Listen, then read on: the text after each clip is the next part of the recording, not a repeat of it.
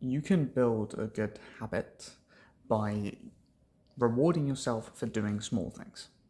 And a prime example I have of this is today I have taken the biggest leap in training my new kittens to sit on my shoulders, which is quite cool. They were really, really nervous at first, kind of hated it.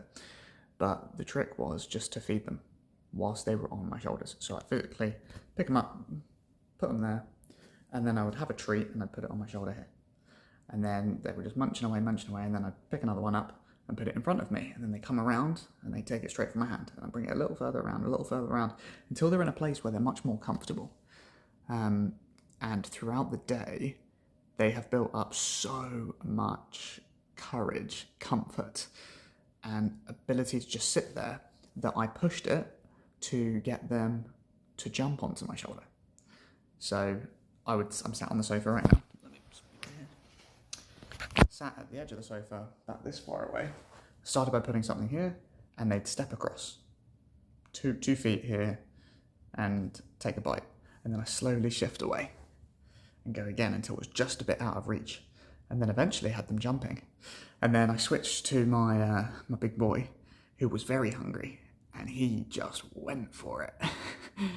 He didn't care where he was walking, he didn't care about his balance, he fell off loads. He just wanted to be fed right now. So he was someone who was very motivated to look silly.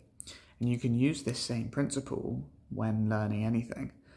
The faster you can make yourself feel embarrassed, probably the faster you're going to learn. And so I've come across a great quote recently, actually from Austin Butler, the actor that played Elvis. And he was saying that embarrassment is the most underexplored emotion, and everything that you want is on the other side of it.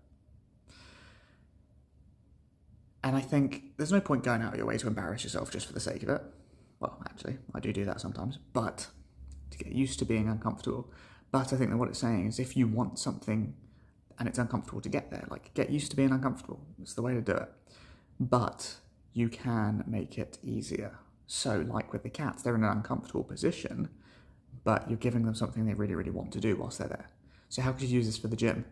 Like, you make the goal just turning up for the day. And maybe you do just your favourite exercises. Or maybe you're going to meet your best friend and it's the only place you're going to hang out with them is in the gym, if that's what you want to do. Or, for example, you can, if you're trying to get fit and you're like, oh, but I really want to eat the snack, you can eat the snack, but you can only eat it if you're working. Right? You can help yourself get to the desired goal that you want by using the same techniques that you would to train an animal. Right? At the end of the day, we're just animals. We might feel smarter than some, but that is all we are at the end of the day.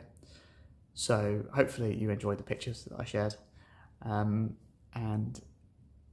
I'm sure this will help me a lot when I look back on things. I'm like, why can't I do the thing? This will help. Right, guys.